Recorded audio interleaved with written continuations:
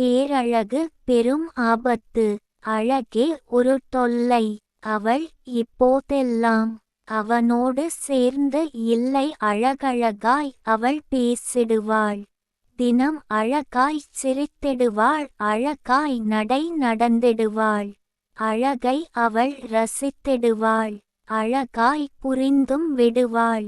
அழகிய அவளுக்கு பெரும் எதிரியாக பார்ப்பவரெல்லாம் அவள் மேல் கண் வைத்து பார்த்திடவே உலக அழகி தான் மட்டுமே என்று நினைவு. அவள் உச்சம் அடைந்தாள்.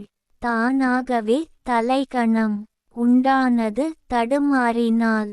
தடமும் மாறினாள் அவள்.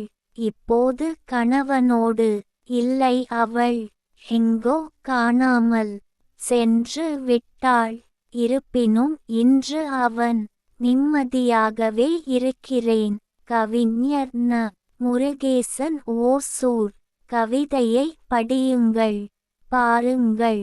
மறக்காமல் லைக், ஷேர், கமெண்ட் மற்றும் சப்ஸ்கிரைப் பண்ணுங்க.